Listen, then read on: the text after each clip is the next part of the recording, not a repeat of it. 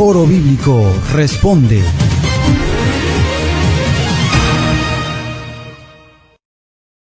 Quería preguntarle al hermano José Antonio, ¿cómo interpretar Hebreos 6, 4 al 6, a la luz de la doctrina de la seguridad de salvación, que nosotros compartimos totalmente? Y la segunda, para el hermano Enrique Sayago. Hay un fenómeno natural que se denomina microquimerismo, que es el intercambio de células entre madre e hijo por vía placentaria durante la gestación. Y respecto a lo que el hermano explicaba, ¿tendría esto alguna connotación espiritual en el caso de la gestación de Jesús? Gracias. Gracias. Bueno, lamentablemente nuestro hermano José Antonio Septién se tuvo que retirar, me parece, de la reunión, pero él dejó dicho que por favor le dejaran por escrito todas las dudas que hubiera respecto a problemas textuales, bueno, y a cualquier otro problema. A mí me gustaría, si me permites, hermana, tratar de alguna manera de ayudarte, aunque sea provisionalmente, porque, vamos a ver, tú te referiste a una sección de Hebreos 6, 4 al 6, porque en efecto es imposible que los que una vez fueron iluminados y probaron el don celestial y llegaron a ser partícipes del Espíritu Santo y probaron la buena palabra de Dios y los poderes del mundo venidero y recayeron, sean otra vez robados para arrepentimiento, crucificando otra vez para sí mismos al Hijo de Dios, habiéndolo expuesto a la ignominia pública. Vamos a ver, a favor aclararme tu inquietud, ¿qué parte de esta o a qué se refiere tu pregunta? ¿Cómo está, hermano Fuchán? Dios le bendiga. ¿Cómo interpretar ese verso que pareciera, verdad, que de algún modo la doctrina de la seguridad de salvación, que creemos totalmente, pero sabemos que hay versos que a veces no son fáciles de interpretar? Entonces, ¿qué significa este verso a la luz de la doctrina de la seguridad? Que pareciera pues alguna duda, o duda no, sino algo, sí, que pareciera una persona que probó la buena palabra, que fue partícipe del Espíritu Santo, que probó el don celestial, que fue iluminado. Entonces, ¿cómo interpretar eso? Si es para esta época, si eso tuvo otra connotación, etcétera. Muchas gracias, hermana. Sí, en torno entonces a la seguridad de la salvación. Bueno, fíjate bien, aquí es un problema exegético, en primer lugar. En segundo lugar, es un problema de identificación del sujeto. Y en tercer lugar, es una cuestión contextual que debemos extender hasta el versículo 9, no solamente hasta el 8, sino hasta el 9. Fíjate que tu pregunta se refiere a 6, 4 al 6. Y en verdad que esto es un problema porque los que no entienden la doctrina de la seguridad de la salvación, uno de los principales pasajes es este, y yo reconozco que es un pasaje muy conflictivo. Entonces, ¿qué pasa? Aquí nosotros tenemos que identificar, como dije antes, el sujeto, quiénes son los que. Fíjate que dice, en el 4 dice, porque en efecto es imposible que los es muy importante porque te va a decir quiénes son esos y qué hicieron. Entonces, después, esta digamos, apreciación, no sé cómo decirlo, peyorativa, amenazante, se extiende hasta el versículo 8, donde concluye, leo el 7 y el 8, porque la tierra que bebe la lluvia, que muchas veces viene sobre ella, y produce cosecha provechosa para aquellos por los cuales es cultivada, recibe bendición de Dios. Pero La que produce espinas y abrojos es descalificada y está cerca de maldición, cuyo fin es ser quemada. Entonces, aquí es donde se descansa, en esta, donde concluye, por así decirlo, este segmento amenazador y conflictivo respecto a la seguridad de la salvación del creyente del santo de la iglesia, del que tiene participación en la iglesia de Cristo. El versículo 19, entonces, es revelador porque empieza con un adversativo. Dice, pero.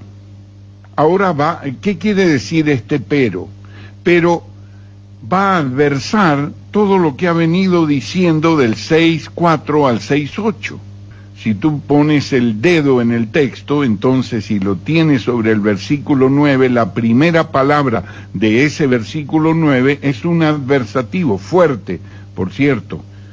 Pero, en cuanto a vosotros, oh amados, aunque hablamos así, hemos sido persuadidos de cosas mejores que tienen salvación, o que llevan en sí mismo salvación, o que llevan en sí mismas la salvación. Las cosas mejores. Entonces, para este estudio nos tomaría más o menos un par de horas largo, porque tenemos que hacer, como dije, la identificación del sujeto, los. Después tenemos que hacer el análisis exegético o la exégesis de cada una de estas palabras y compararlas con las palabras similares que usa el apóstol Pablo en relación con los santos de la iglesia. Por ejemplo, aprendemos aquí entonces que una cosa es ser iluminados y otra muy diferente es ser luz en el Señor. No es lo mismo el sol que la tierra o que la luna. El sol produce su propia luz, las estrellas producen su propia luz, las estrellas son luminarias. Entonces, ¿nosotros qué somos? Somos la luna que recibimos el resplandor del sol, que somos iluminadas por el sol, como la Tierra, como Marte, como los planetas, o de alguna manera somos como el sol, que producimos nuestra propia luz porque tenemos algo dentro de nosotros que proyecta esa luz. Entonces, una de las cosas principales de ver, que yo querría dejarlas aquí, porque este es un estudio de extraordinaria significación para lo que venía hablando José Antonio en este programa, del condicional si es que el Espíritu, si es que sufrimos, si es que somos salvos, estamos llenos de condicionales que hoy hemos aprendido que no están en la Biblia. O sea que Dios no tenía intención de poner condicionales, pero el hombre los ha puesto. Entonces, si nos remitimos a Hebreos capítulo 1, versículo 1, dice así: habiendo Dios hablado en el tiempo antiguo muchas veces y de muchas maneras a los padres. ¿A qué padres? ¿A qué padres habló Dios de nuestras familias? Y de muchas maneras a los padres por los profetas, en estos tiempos nos habló por medio del Hijo. ¿A quién nos habló? Obviamente les habló aquí a los hebreos, por eso es que la epístola se llama a los hebreos, y es así, está bien puesto el título a los hebreos.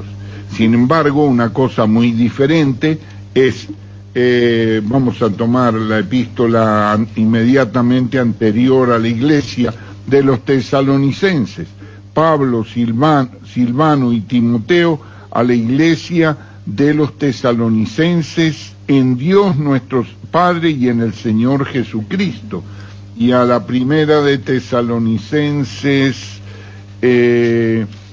Pablo, Silvano y Timoteo a la iglesia de los tesalonicenses en Dios, la iglesia en Dios Padre, y a los colosenses,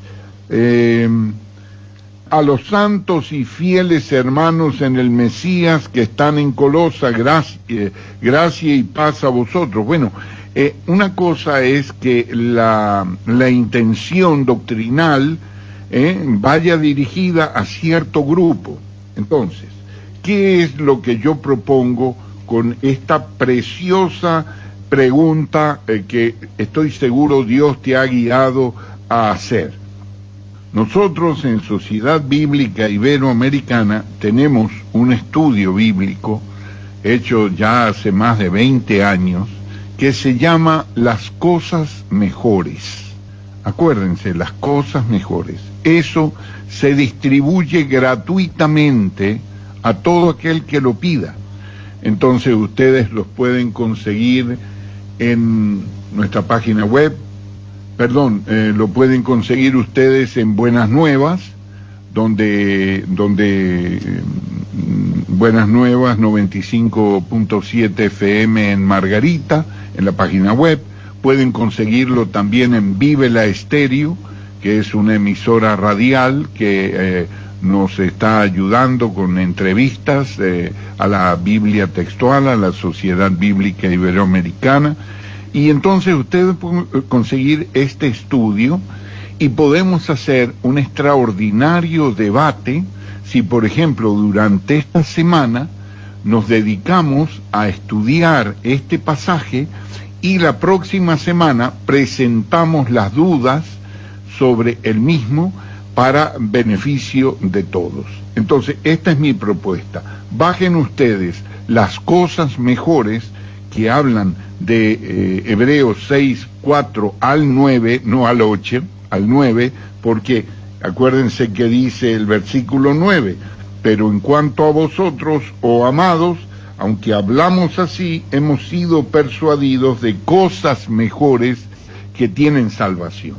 Entonces allí van a encontrar una cuestión bastante bien explicada, diría yo, la exégesis de estas palabras, la identificación del grupo, a quién se refiere y todas estas cosas para beneficio nuestro y para paz nuestra también, porque debemos entender que nosotros no hemos expuesto a la ignominia pública al Hijo de Dios. Nosotros podemos cometer errores y pecados en la carne, pero tenemos que diferenciar esos pecados en la carne, los cuales el Señor sanciona y castiga con enfermedades y muertes y pruebas, ¿cómo no? Pero una cosa muy distinta es ser condenado con el mundo. Una cosa es ser castigado por el Señor y otra cosa muy distinta, castigado porque somos disciplinados por Él, pero otra cosa muy distinta es ser condenado con el mundo. Respecto a la otra pregunta, te agradezco por favor si la puedes repetir. Gracias. Cómo no, hermano, gracias. Vamos, entonces tenemos tarea para esta semana. Se trata de un fenómeno natural que ocurre durante la gestación, que se ha venido estudiando desde mediados del siglo XX y últimamente ha habido mucho material en ese sentido, sobre todo con este tema de los vientres subrogados o de alquiler con las terapias de reproducción asistida, y es el microquimerismo, y que también ocurre por supuesto en la relación madre-hijo cuando no hay terapia de reproducción. Pero este microquimerismo es el intercambio celular entre la madre gestante y el hijo en gestación por medio de la placenta, por vía placentaria. Entonces el hermano se refería a la gestación del Señor Jesús, respecto a que no hay ningún tipo de mezcla. Entonces, bueno, esto es un fenómeno natural, un proceso biológico, pero entonces quería traerlo aquí a la inquietud, pues de esta, si abrió una connotación espiritual, hay una inquietud aquí en la sala, si abrió una connotación espiritual respecto a este fenómeno en que ocurre durante la gestación. Bueno, muchas gracias, hermana, por esto. Menos mal que yo tengo a mi hija aquí, que es bioquímico, y entonces me estaba dando una pequeña ilustración, porque la verdad que has tocado un tema realmente específico, ¿no? Yo diría de una subespecialidad es esto. Ella me dice que el microquimerismo es la presencia de un reducido número de células originarias de otro individuo y que por tanto son diferentes genéticamente a las células del individuo huésped, en este caso sería el hijo, ¿no? Este fenómeno puede estar relacionado con ciertos tipos de enfermedades autoinmunes. Sin embargo, los mecanismos responsables de esa relación no están hoy día suficientemente claros, pero sí están asociadas a enfermedades autoinmunes. Entonces la pregunta es, bueno, esto es una cuestión que tenemos que pensar si eso que tiene que ver con el Señor Jesucristo y que Él produjo su propia sangre, porque Dios, en vez de tomar un óvulo, de engendrar el espermatozoide puesto por Dios en el óvulo de María, simplemente lo engendró in vitro en su mano y colocó el óvulo fecundado en el útero de María. Entonces, esto pues, yo no creo que María adoleciera de ese mal, de una enfermedad autoinmune hace 2000 años, no sé. Yo creo que es bien improbable, ¿no? Yo creo que esto de los males autoinmunes es producto de esta vida y de esta sociedad que nos presenta desde el siglo XX en adelante, ¿no? La contaminación ambiental, la comida envasada, la forma tan artificial de vida que tenemos, todo esto es lo que produce en nosotros esta serie de enfermedades que en el siglo XVIII, XIX, pues, o el mismo inicio del siglo XX no se conocían. Entonces, y mucho menos, obviamente, así, habiendo sido creado por Dios, puesto que el espermatozoide y el óvulo, ambos que crean el cigoto, el óvulo fecundado, proviene directamente de Dios. A eso se refería Enrique con la expresión me preparaste cuerpo. Recordemos que el símbolo de Melquisedec está puesto allí precisamente como un símbolo del Señor Jesucristo que dice y este Melquisedec sin padre, sin madre, sin genealogía. Recordemos que Jesús nunca llamó madre a María. Entonces, esto es que haya nacido de una virgen, esto es diferente a que él tenga genes de María. Genes que sea genéticamente, porque entonces, ¿qué nos quedaría por entonces aceptar? Si aceptamos que tiene genes de María, entonces aceptamos que Jesús era mitad santo y mitad pecador. O tenemos que convalidar la herejía católica romana que afirma que María era sin pecado concebida. No, esto no es posible. Hay un extenso y un interesantísimo, yo diría más que interesante, apasionante estudio sobre esta verdad evangélica y esta verdad bíblica, porque hay pruebas evidentes en la Biblia. Lo que pasa es que están un poco escondidas, pero hay pruebas evidentes en la Biblia que Jesús es el Hijo de Dios, y punto. Y tenía tanta necesidad de una madre como la que tuvo Adán. Adán no tuvo necesidad de madre. Dios creó a un hombre grande y después creó a otro chiquito.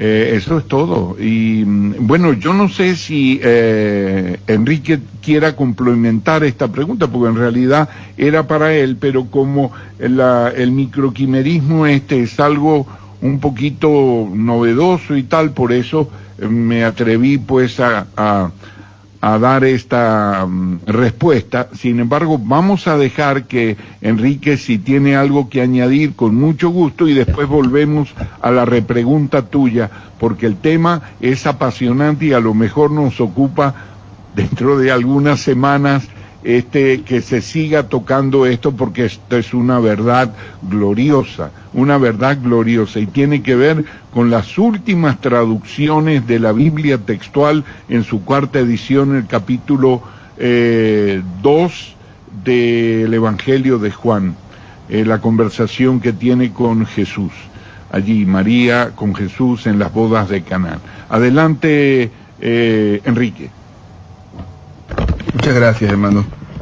Bueno, realmente yo cuando hice el comentario aclaré que yo no soy médico. Sin embargo, cuando me encontré con esta verdad bíblica, creo que como ha hecho usted también, hermana, lo primero que hice fue investigar, y curiosamente leí también sobre el microquimerismo.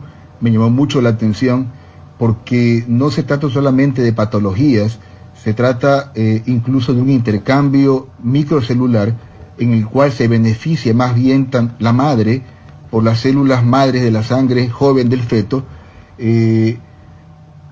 pero yo por eso aclaré cómo lo hace Dios técnicamente hablando. No podemos explicar con la misma capacidad técnica que explicamos, por ejemplo, o que explica José Antonio, la parte lingüística, porque en el tema espiritual, y mire lo que voy a decir en este momento, y en el tema cuántico, no tenemos una respuesta clara. ¿Por qué dije en el tema cuántico? Porque los físicos cuánticos últimamente han estado buscando la partícula de Dios, han estado buscando el inicio o qué hay más allá de su teoría, porque es una teoría del Big Bang.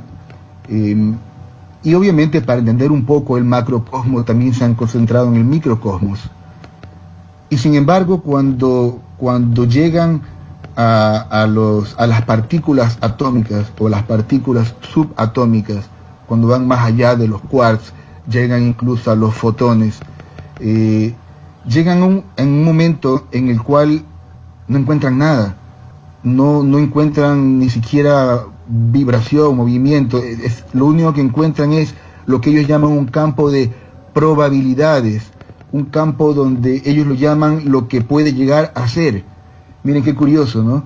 Qué curioso justamente cuando Yahvé se revela como más que yo soy el que puede llegar a ser. Y hasta ahí llega el límite de la ciencia o del conocimiento del ser humano. No puede ir más allá. De hecho, pienso yo que tiene que haber alguna explicación, pero que no está al alcance todavía en nuestras mentes, ni siquiera imaginarla, porque de hecho la ciencia actual ni siquiera puede definir lo que es la mente, dónde está la mente, qué es, ocupa un espacio, no lo puede definir. Repito, cuando van al campo ya de las partículas subatómicas, llegan a un momento donde no puede ir más allá, porque es solamente un campo de probabilidades. Entonces, mi querida hermana, realmente esa respuesta demasiado técnica, así llegar a la ciencia a tener una teoría sobre la respuesta, pienso yo que es un campo que nos falta mucho para llegar a él, y quizás solamente cuando estemos en otras dimensiones espirituales podamos entenderlo. Gracias. Foro Bíblico Responde.